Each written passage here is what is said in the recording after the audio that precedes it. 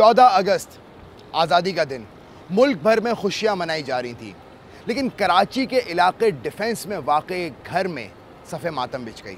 एक माँ ने अपने 2 बच्चों को तेज़ धार आले से कत्ल कर दिया।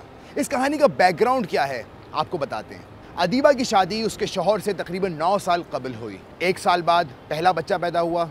तकरीबन 4 से 5 साल के बाद में बेटी पैदा हुई। दोनों मियाँ बीवी के दरमियान नाचाकियाँ पैदा हुई और फिर दोनों में तलाक हो गई। अदालत ने बच्चों की कस्टडी वालिद के हवाले कर दी। सब कुछ सही चल रहा था। बच्चे छुट्टी वाले रोज़ अपनी माँ के पास रहने के लिए आते थे। बज़ाहिर तो सब कुछ सही नज़र आ रहा था और इस बार भी यही हुआ। 13 तारीख की रात को बच्चे छुट्टी की वजह से अपनी वालदा के पास नाइट स्टे पर आ गए, लेकिन अगले रोज़ दोपहर 2 बजे दोनों बच्चे मारे गए। तफसीलात क्या हैं? इसकी तफसीलात कुछ यूँ हैं कि अदीबा जो कि ख़ुद एक नफ्सियाती मरीज़ा थी, उसका इलाज भी जारी है।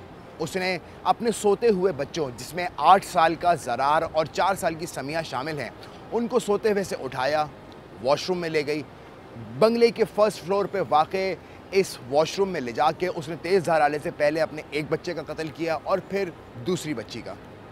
दोनों को मारने के बाद में अब माँ अपनी बच्चों की लाशें लेके घसीट के बेडरूम में लाई और उनसे लिपट के बैठ गई। इस वाक़े के बाद में अदीबा ने उनकी तस्वीरें ली, अपने साबिक़ा शौहर को भेजी, मुख्तलिफ़ रिश्तेदारों को भेजी और फ़ोन करके एक इत्तला दी। उसने कहा कि आज मैंने अपने बच्चों को आज़ाद कर दिया।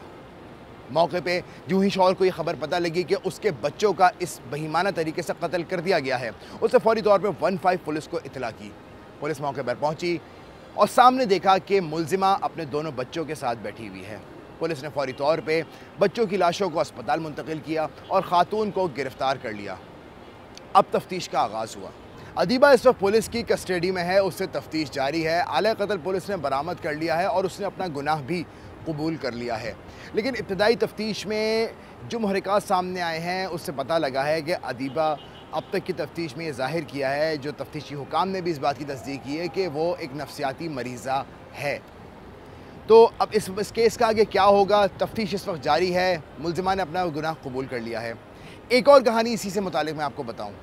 इसी महीने समंदर पे एक बाप ने अपने पहले 2 बच्चों को फेंका और फिर ख़ुद कूद के समंदर में उसने ख़ुदकुशी कर ली।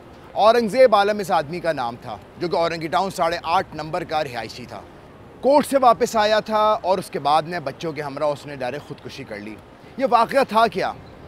जो पहला वाक़या जिसके अंदर अदीबा ने अपने बच्चों का कत्ल किया, उसमें भी मियाँ बीवी की तलाक हुई थी, बच्चों की कस्टडी वालिद के सुपुर्द की गई थी। और इस केस में भी कुछ ऐसा ही हुआ। औरंगज़ेब आलम की शादी हुई थी और उसके बाद में उसकी तलाक हो गई।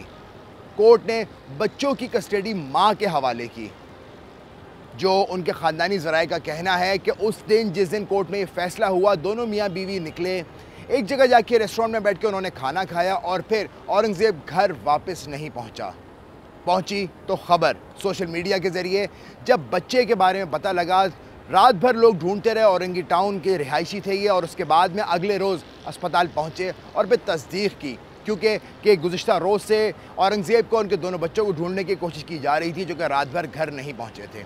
दोनों वाक़यात में एक चीज़ वाज़ेह तौर पे देखी जा सकती है कि यहाँ पे दोनों जो माँ बाप थे उनके बीच में अलहदगी हुई और फिर नतीजे में एक जानिब माँ ने, दूसरी जानिब वालिद ने अपने बच्चों का कत्ल कर दिया। इसमें कोई शक नहीं है कि एक जानिब उसने ख़ुदकुशी की, जहाँ पे औरंगज़ेब ने ख़ुदकुशी की, दूसरी जानिब वालिदा ने कत्ल करने के बाद में अपना गुनाह कबूल किया। लेकिन जिस तरफ ये दोनों वाक़यात में जो एक चीज़ कॉमन है कि वालिदैन की सेपरेशन और नतीजे में बच्चों का कत्ल, ये माशरा अब जिस तरफ जाना शुरू हो गया है ये मुनासिब नहीं है। इस वक्त सोसाइटी को इस चीज़ पर फोकस करने की बहुत सख्त ज़रूरत है। ये दोनों वाक़यात एक एग्जाम्पल सेट कर रहे हैं कि जहाँ पे दोनों जानिब जो ही मियाँ बीवी के रिश्ते ख़त्म हुए, एक जानिब बाप ने बच्चों को मार दिया, दूसरी जानिब बीवी ने बच्चों को मार दिया। इस बात की बहुत सख्त ज़रूरत है कि जो ये ट्रेंड दोबारा से निकला है, एक ही माह में 2 वाक़यात हो चुके हैं। चंद ही दिनों के गैप से अगर कहा जाए तो गलत नहीं होगा कि 2 वाक़यात रिपोर्ट हो गए। तो ये बहुत ज़रूरी है इस वक्त के इस पर फोकस किया जाए कि जहाँ पे भी जिन भी मियाँ बीवी की तलाक़ें हो जाती हैं और अगर बच्चों के मामलात एक न एक की जानिब अदालत के हुक्म पर उनकी कस्टडी दूसरे के हवाले कर दी जाती है, तो उसको गौर से वाज़ेह तौर पे देखा जाए कि कोई इस हद तक ना जाए कि जिसकी वजह से मासूम जानों का ज़िया हो और फिर उसके बाद में ज़िंदगी भर का पछतावा साथ चलता रहेगा।